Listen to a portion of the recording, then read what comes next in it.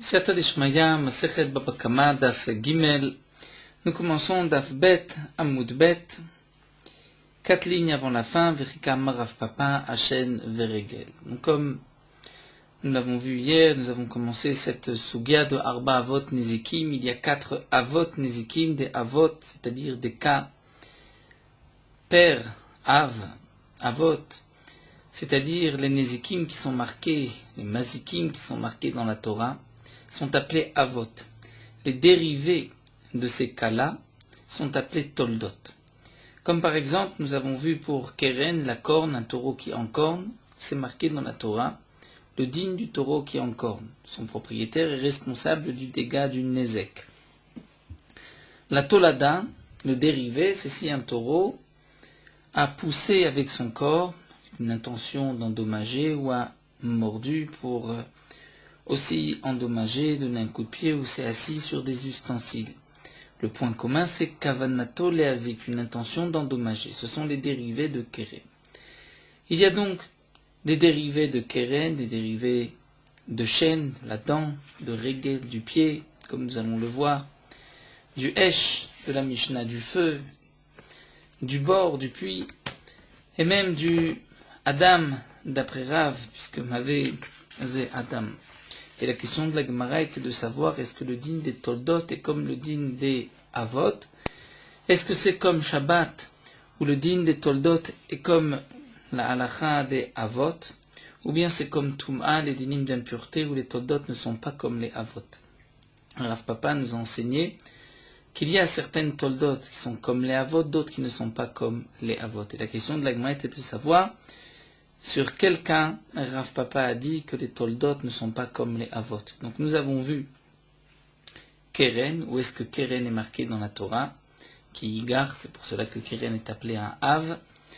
Les dérivés, donc comme nous l'avons expliqué, Negifa, pousser, mordre, s'asseoir sur des kelim ou donner un coup de pied, c'est comme Keren, où il y a une intention d'endommager, Kavanato leazik. Et donc la Gemara avait dit que pour les Toldot de Keren, c'est comme Keren. Donc dans quel cas Rav Papa a dit que les Toldot ne sont pas comme les Avot? Alors la Gemara propose peut-être Vechikama Rav Papa Hachen Veregel. Donc la Gemara nous dit peut-être que ce que nous enseigne Rav Papa, que les Toldot Lav Kayotsebem, c'est sur Shen Veregel, sur la dent et le pied. Tout d'abord nous allons voir où est-ce que c'est marqué dans la Torah Shen et Regel. Shen Veregel et Chektive, où est-ce que c'est marqué dans la Torah, demande la Gemara. Des Tanya, nous avons une braïta. La Gemara nous rapporte un pasouk. Le pasuk nous dit la chose suivante. Ki yav'er ish sade o kerem. Veshilach et beiro ou bier bisde acher. Veshilach et beiro. Que signifie veshilach et beiro? Veshilach et beiro, la Gemara explique ici zeh regel, c'est-à-dire le pied. Il a envoyé le pied de sa bête. Il a envoyé sa bête qui va endommager. D'où est-ce qu'on sait que veshilach c'est le pied regel? Vechenu omer meshalche regel ashor v'achamor. Comme on voit dans un autre pasuk, Meshalche regel ashor v'chamo, on retrouve le terme de shilach, shalche et regel, le pied. Donc veshilach et beiro, il s'agit du pied. L'homme a envoyé sa bête et sa bête a endommagé. Ubier bisdeacher, et la bête a endommagé dans un autre champ. Que signifie ubier? Ubier zoachen, c'est la dent. D'où est-ce qu'on sait que bier c'est la dent? Vechenu omer, comme on retrouve dans un autre pasuk, kasher yevaer agalal atumo, comme le galal va être mevaer, il va exterminer, enlever, détruire atumo jusqu'à la fin. Que signifie le galal? Rashi nous dit, c'est la dent. Pourquoi la dent est-elle appelée galal? Galal c'est mlachon giloui, dévoilé. Parfois la dent est dévoilée, parfois elle est cachée. Ou encore nous dit Rashi, galal c'est les excréments, les glalim de la bête, puisque par la dent, la bête va manger, et ensuite, ce qu'elle a mangé va devenir des glalim, des excréments. Donc galal signifie la dent. Et on voit dans ce passage kasher yevaer à galal, yevaer, donc le biour ou bier avec galal avec la dent, donc ou bier bisdeacher, il s'agit de la dent de Zéachen. Donc dans ce pasuk, veshilach et beiro ou bier bisdeacher, la Torah nous parle de deux cas. Un homme qui a laissé sa bête endommagée avec le pied, et la bête endommagée avec la bouche, la dent, c'est-à-dire en mangeant. Donc tout d'abord, nous allons reprendre ces deux limoudim avant de nous pencher sur les Toladot. Amarmar, la Gemara reprend, nous avons dit Veshilach zo haregel. Veshilach c'est haregel. Vechen nous omer, comme c'est marqué, Mishalche regel ashor va'achamor. C'est-à-dire que grâce au pasuk, Mishalche regel, shor va'achamor, puisque c'est marqué en langage de Shalche, Shelach et regel, je sais que Veshilach c'est regel. Cela voudrait dire que si je n'avais pas ce pasouk, Veshilach, je n'aurais pas expliqué que c'est regel. C'est pour ça que la Gemara pose la question, Tamad et Kadab Rachmana, Mishalche regel ashor va'achamor. C'est seulement parce que la Torah t'a marqué cet autre pasouk, que tu as pu dire que Veshilach zo haregel. Halavachim sans cela b'maï bokmetle. Donc tu n'aurais pas dit que c'est regel. Mais alors, comment aurais-tu expliqué le pasouk? Veshilach et beiro, de quoi il s'agit? Ikeren. Si c'est la corne, c'est-à-dire que la bête endommagée avec la corne, ktiv, c'est déjà marqué, ki yigar. Ishen, si c'est la dent, ktiv, c'est marqué juste après, ou bier bisdeacher. Donc on est de toutes les manières obligé d'expliquer que Veshilach zo haregel. Donc pourquoi ai-je besoin d'une preuve que Veshilach zo haregel? Je n'ai pas d'autre possibilité, d'autre explication possible. La Gemara répond non. Itzterir. J'aurais pu dire, j'ai besoin de ce pasouk, Mishalche regel ashor va'achamor, pour dévoiler que Veshilach c'est le pied. Pourquoi? Salkadata chamina. J'aurais pu croire. Sans ce pasouk, j'aurais pu croire que Idi ve'idi hachenu. Que aussi bien le pasouk Veshilach et le pasouk Ubiyer, il s'agit de la dent, de la bête qui a mangé. Alors pourquoi deux psukim? Un cas, c'est lorsque Mechal Yakarna, lorsque la bête a détruit même le keren, le capital, et dans le cas de l'homme Mechal Yakarna. C'est-à-dire, comme explique Rashi, lorsqu'une bête a mangé une rangée de légumes, de fruits, et que cette rangée va repousser par la suite, même si elle ne va pas pousser comme au début, mais elle va repousser. Ça c'est l'homme Mechalia Karna, c'est-à-dire que le capital n'est pas détruit, il reviendra. Mais on peut avoir parfois Mechalia Karna, lorsque même la racine va être mangée par la bête et il ne reste plus rien. Donc j'ai besoin de deux passouk, parce que si je n'avais eu qu'un seul passouk, j'aurais pu dire qu'on est chayav seulement lorsqu'on est Mechalia Karna, seulement lorsqu'on a détruit tout.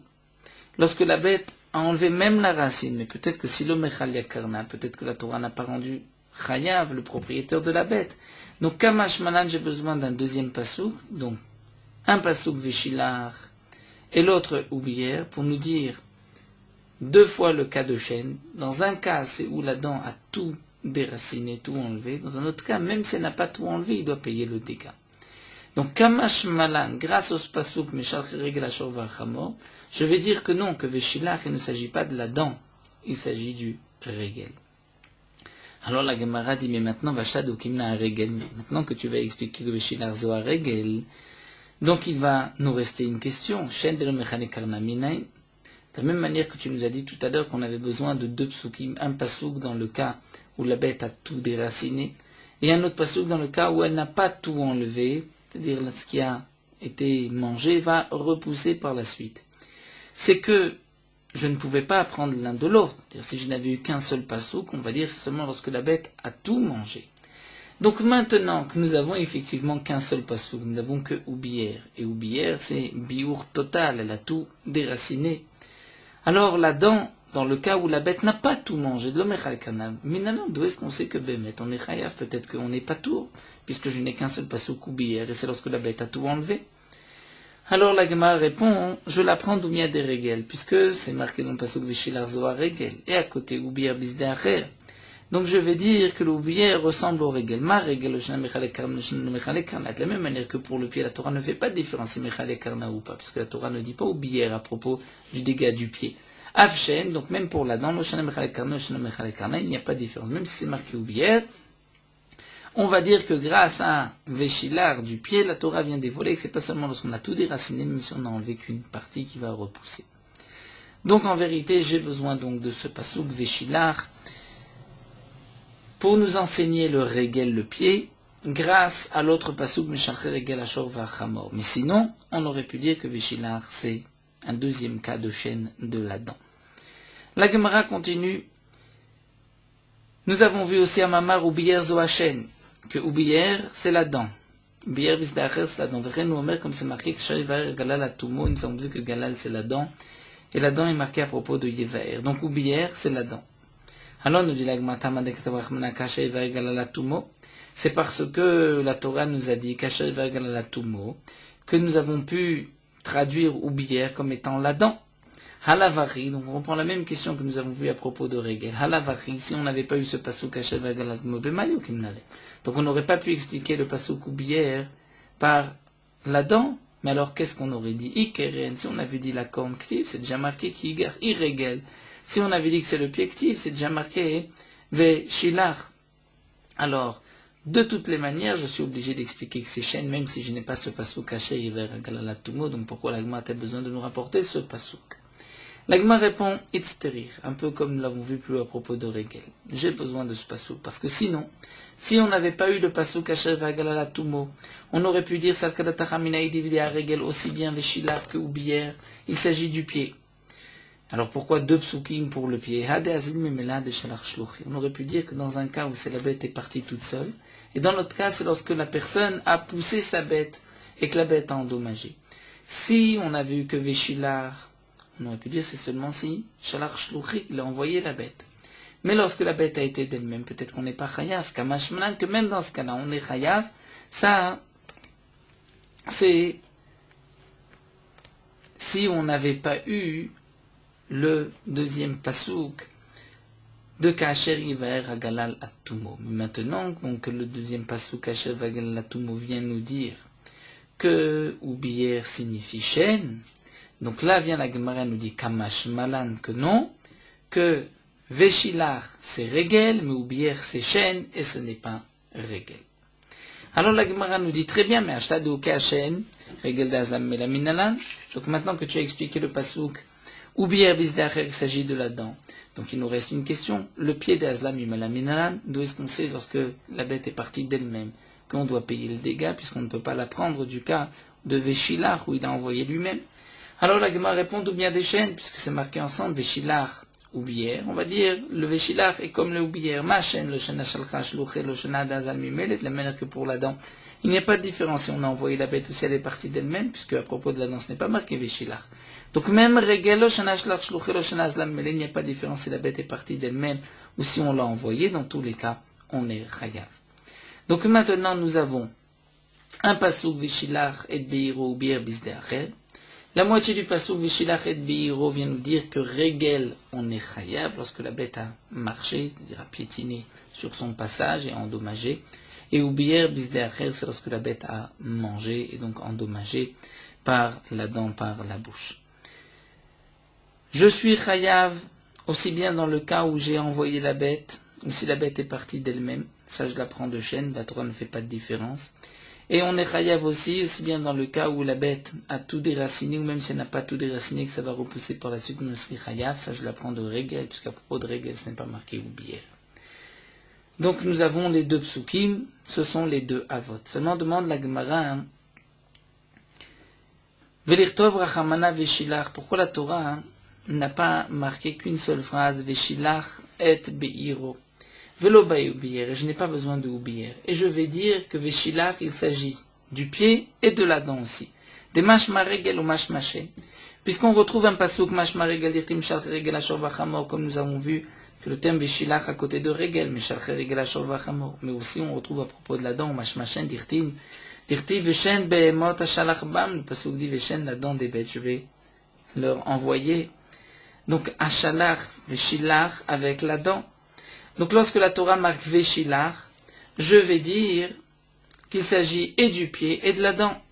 Je dis la Gemara, non, si je n'avais pas oublié, Havamina, on aurait dit que Veshilach c'est Oha, ou l'un ou l'autre, pas les deux, Oregel des Ikamatsui, ou bien c'est le cas du pied, puisque lorsque la bête piétine sur son passage, c'est Ikamatsui, c'est-à-dire un dégât habituel normal, c'est normal qu'une bête lorsqu'elle avance, elle endommage. Oshen de Yeshana Liziko, ou bien on va dire que c'est la dent, parce qu'il y a un profit au dégât. Donc s'il y a un profit, tu te dois juste de la garder. Parce qu'il n'y a pas de profit, peut-être que tu ne pouvais pas penser que la bête allait endommager. Donc lorsque la Torah me dit que Veshilar, je ne peux pas prendre les deux, je vais apprendre ou l'un ou l'autre, mais la Gemara reprend. Et pourquoi pas? Pourquoi on n'apprendrait pas les deux? C'est vrai que si tu dis que c'est Regel, je ne peux pas apprendre Shen, si tu me dis que c'est Shen, je ne peux pas apprendre Regel, mais peut-être que c'est du pasouk, les deux, je vais apprendre les deux mirdé, comme nous avons cette règle que la Gemara reprend dans plusieurs endroits dans le Shas, c'est-à-dire lorsque j'ai un pasuk Veshilach, qui peut être expliqué de deux manières, ou bien Regel et Shen, et il n'y a pas une raison d'expliquer le pasuk plus sur Shen que sur Regel, eh bien je vais dire, puisqu'ils sont Shkulimen, ils sont équivalents, Veyavo ou Shnem, je vais apprendre les deux, Dahaimina Mafkat, lequel des deux tu vas exclure. Donc si la Torah n'avait marqué que Veshilach, on aurait pu apprendre et Regel et Shen. Donc la question est pourquoi la Torah continue, nous dit Oubier. La Gemara répond Itzterir. On a besoin. Salkada Tachamina, si je n'avais eu que Veshilach, on aurait dit que c'est seulement lorsqu'on a envoyé la bête et qu'elle a endommagé, que ce soit avec Shen ou avec Regel. Avalazlami Mala, mais si la bête a été d'elle-même l'eau, peut-être qu'il n'est pas chayav même sur Shen et Regel. Donc Kamashmalan, ce deuxième pasuk Oubier, pour faire la différence et nous dire que même lorsque la bête est partie d'elle-même, on est chayav et pour Regel et pour Shen. Donc Kamashmanan, ça c'est le chidouche donc du pasuk. Donc là nous avons vu que dans le pasuk Vishlach et Biru Bir Bisde Acher, c'est marqué Regel et c'est marqué Shen. Donc Regel et Shen sont des avot. Nous devons maintenant nous pencher sur les toldot. Toldot des Shen Maïhi, quels sont les toldot des Shen, les dérivés de Shen? L'Agma répond Nitracha Bakotel Hanaata. La bête s'est frottée sur le mur pour se gratter, pour en tirer un profit. Rashi nous dit un peu comme les chevaux et les ânes qui ont l'habitude de se frotter ainsi, même sur des fruits, parfois ça peut être sur un mur, comme on dit une faperote, la nata, comme dit la Gemara, elle a peut-être sali des fruits, pour aussi ainsi profiter pour se rouler dans les fruits. Donc ou bien c'est en frottant le mur que le mur s'est effondré, ou bien les fruits se sont abîmés, se sont salis. Ça, c'est une tolda des Shen. Pourquoi? Puisqu'il y a un profit aux dégâts. Alors, nous dit la Gemara, pourquoi voudrais-tu dire que la tolda de Shen n'est pas comme Shen? Maï Shen à Shen, quelle différence avec Shen là-dedans? Deyesh, Hana'a, Leheziko. Shen, il y a un profit aux dégâts, c'est-à-dire la bête a un plaisir lorsqu'elle a endommagé, lorsqu'elle a mangé. Ou Mamontra, c'est ton argent, Shmirato Alecha. Tu te dois de garder la bête, Hanename.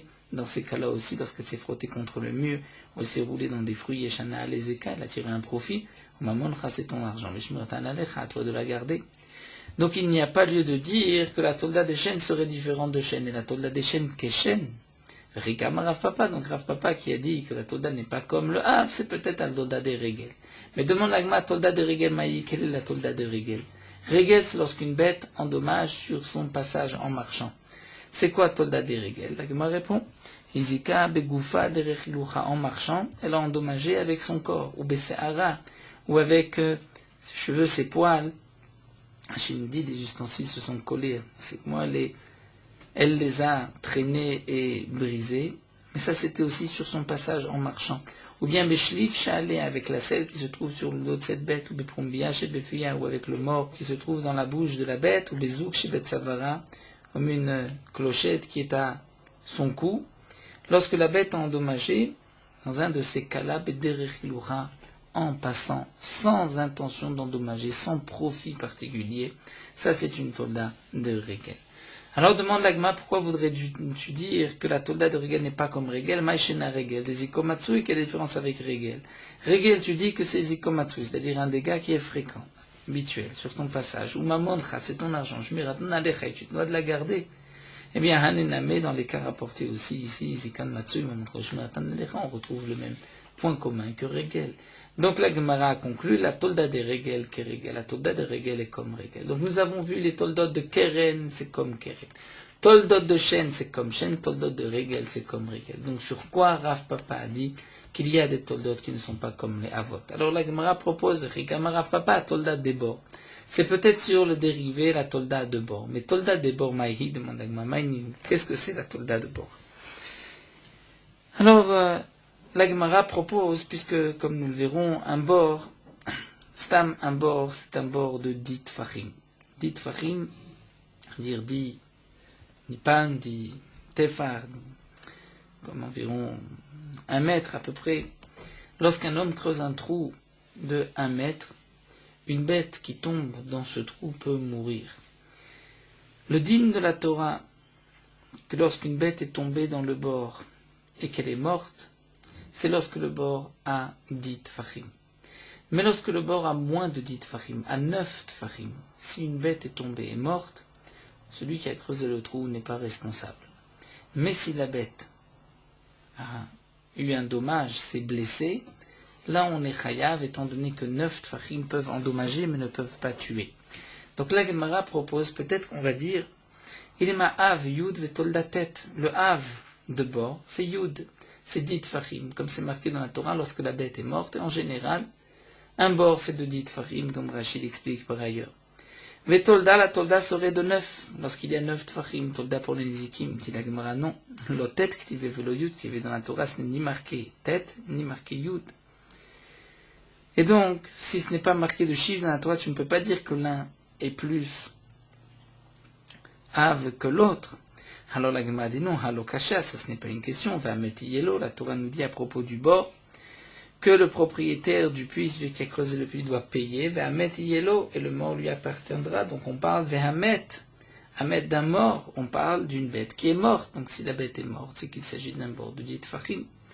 Hamet yilamach manavekim le rabanan le chamim, donc on peut évaluer que Asara avdan mita, que 10 tfachim peuvent tuer Metisha, 9 tfachim nezikim avde mita, lo avde, peuvent qu'endommager mais ne peuvent pas tuer.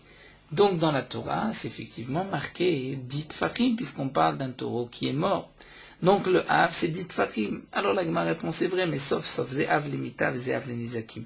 Dire l'un est Av pour la mita, pour la mort, l'autre 9 tfachim est Av pour les nizakim. Comme Rachid explique, puisque la Torah dit Vehamet yelo, donc je comprends que lorsque le bord est de 10 tfachim, on est responsable si le taureau est mort. Mais s'il y a moins de 10 tfachim, on n'est pas responsable lorsque le taureau est mort. Mais je peux déduire que lorsqu'il a subi un dommage, on est responsable. Donc dans cette déduction de la Torah, c'est marqué que 9 tfachim, c'est le Hav pour les Nézikim. Ou bien encore, Rachid nous donne une autre explication.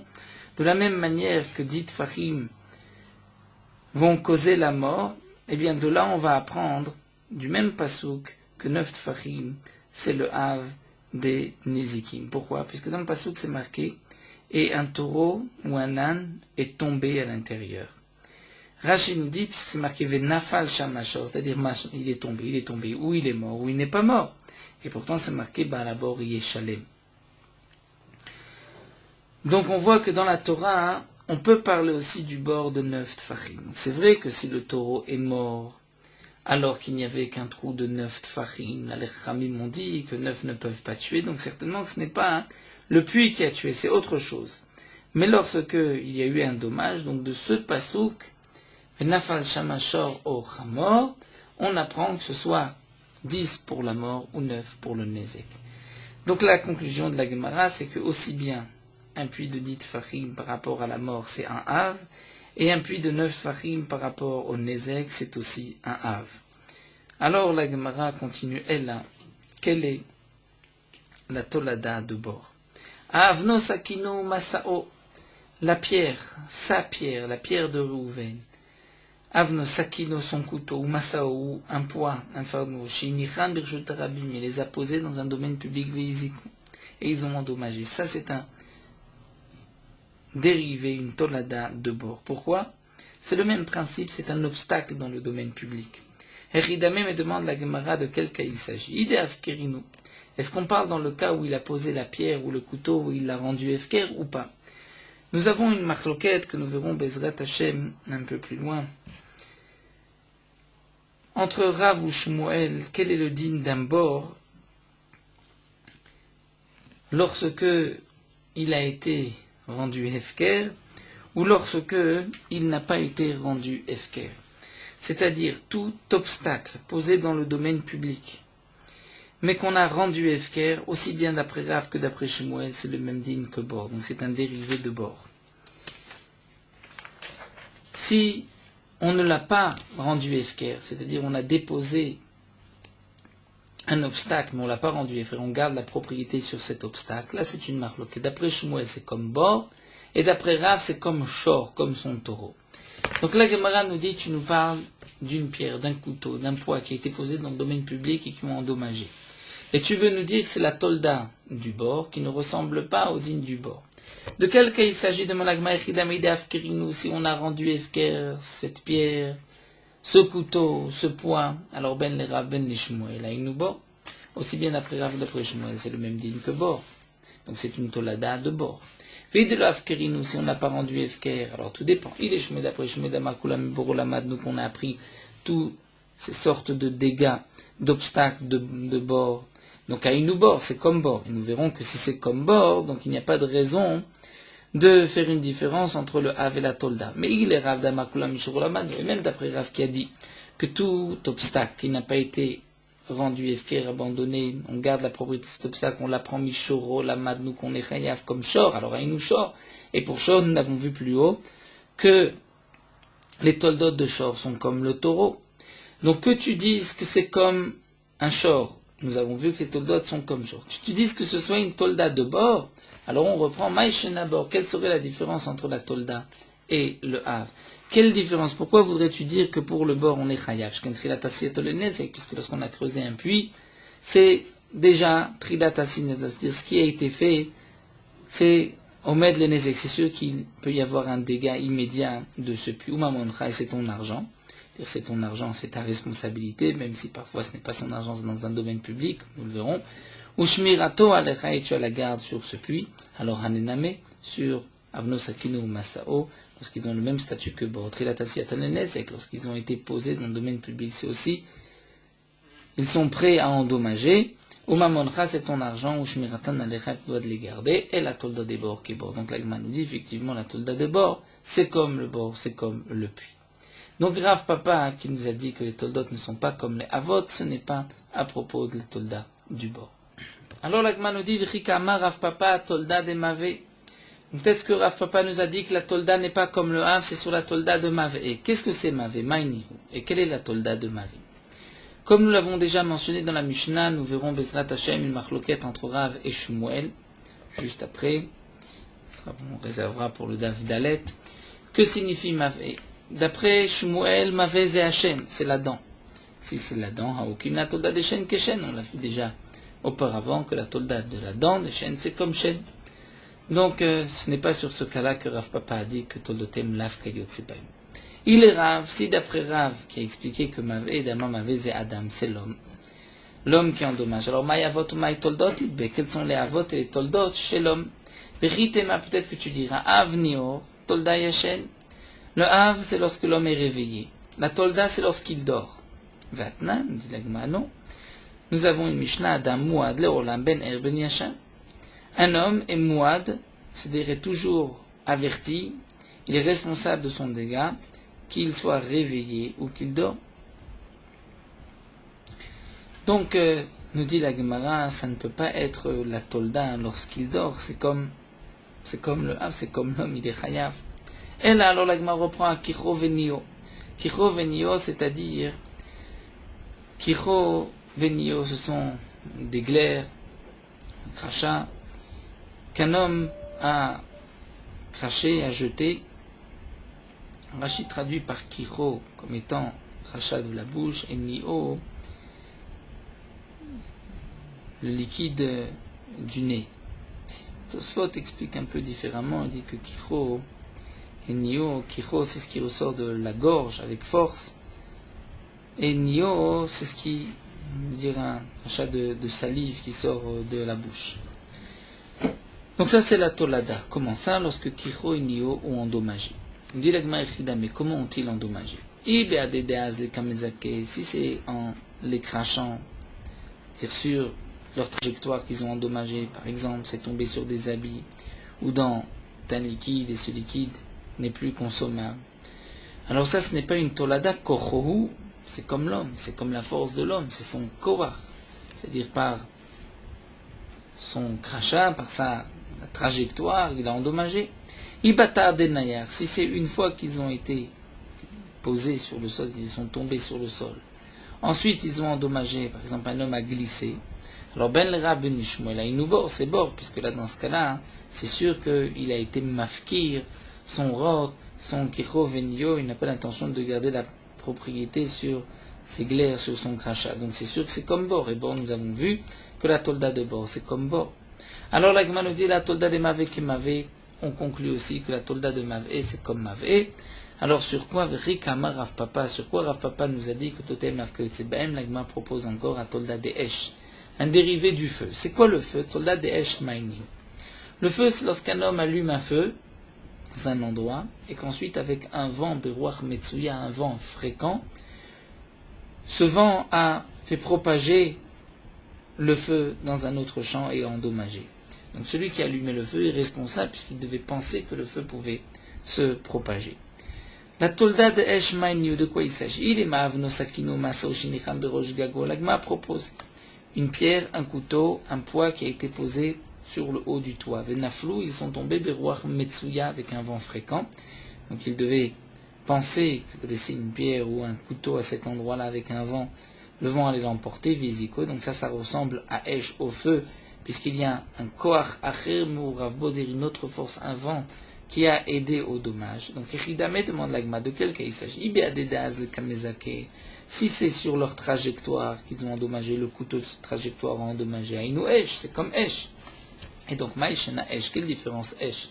Pourquoi tu vas dire que sur le feu on est Chayav de Koach Mourav? Ben il y a une force qui s'associe au feu que j'ai allumé, ou Mamon Khas ton argent Shmirat ton Lecha, tu dois le garder. Alors Anename. Là aussi, pour Avno Sakino Masao, qui sont partis pour Metsuya Koachram Mourav Baem, il y a une force étrangère qui s'est associée, c'est-à-dire le vent, ou Mamon Chaosh Miratn Lechas, ton argent, tu dois le garder. Donc Tolda de Esh, Esh, ta Tolda de Esh, c'est comme Esh.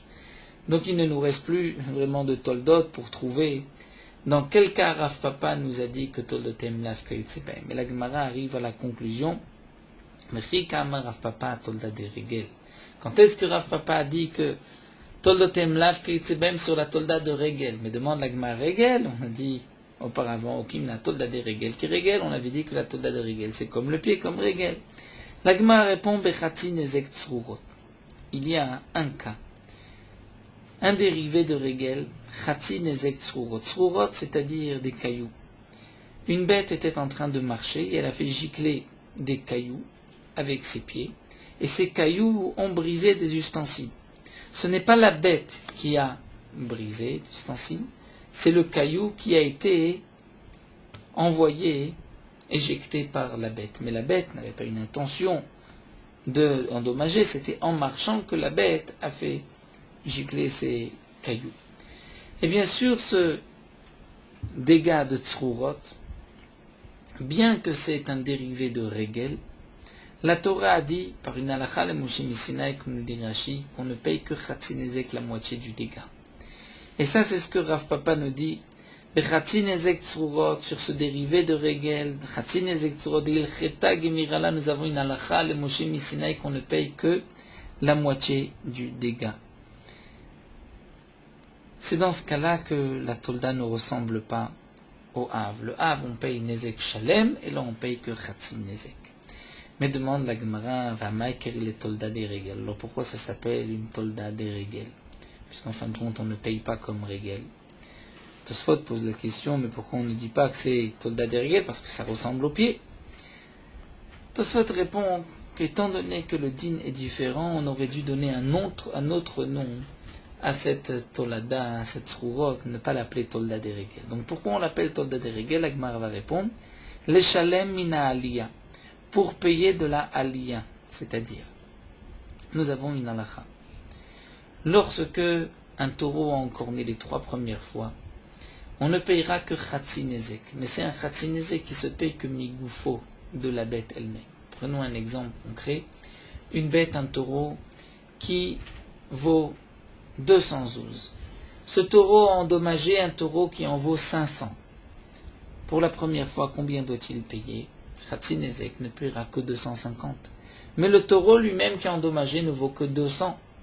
Est-ce que le propriétaire devra payer 250? Non. Il ne payera que migoufo. Je veux dire, tu peux prendre le taureau, je ne te paye pas plus, tu ne prends que 200. Et donc, le propriétaire du taureau qui est mort va perdre, en fin de compte, d'abord le Chatzinezek 250, mais aussi les 50, puisque le prix du taureau n'atteint pas les 250. Alors que pour un dégât de Nezek Shalem, comme par exemple un taureau qui vaut 100 zouz, qui a endommagé un taureau qui vaut 1000 zouz, mais c'est à la 4e fois, le 4e taureau qui l'endommage, là dans ce cas-là, le propriétaire du taureau doit payer 1000 zouz. Pour les Chatzi Nezek Tzrurot, bien que c'est Chatzi Nezek, et théoriquement, les Chatzi Nezek, c'est toujours Migoufo, eh bien là, non, ce n'est pas Migoufo, c'est Mina Aliyah. Mina Aliyah, Rashi explique ailleurs, dans Masechet Ketubot, qu'il s'agit de Mina Aliyah, du meilleur des biens du Mazik. Donc bien que Chatzi Nezek Tzrurot, ce n'est que Chatzi Nezek, on ne payera pas Migoufo, on payera Mina Aliyah, c'est-à-dire, on payera non pas en fonction du prix de la bête, mais en fonction du prix du dégât. Et c'est pour cela que c'est appelé une tolda des Regel, puisque c'est comme Regel où on paye Mina Aliyah. Mais pourtant, demande Agma Vamevae Baerava, Rava se pose la question de Baerava, est-ce que Chatzi Nezek Tzrurot, est-ce que Migoufo, Mishalem Mina Aliyah, Mishalem, est-ce qu'on paye seulement par rapport au prix de la bête, ou même plus au-dessus du prix de la bête? Donc comment on peut dire que ici on paye les Shalem Mina Aliyah? L'Agma répond les Rava Mevaï. Les Rava lui a cette question, mais Rav Papa Pshit, d'après Rav Papa, c'est sûr que c'est les Shalem Mina Aliyah. En tout cas, on termine que les Rava de Mevaï à Maïkir les Tolda de Regel, demande Agma. Donc d'après Rava, puisque ce n'est pas sûr qu'on paye Mina Aliyah, pourquoi c'est appelé une Tolda de Regel? L'Agma répond les Potram Birshut Arabim.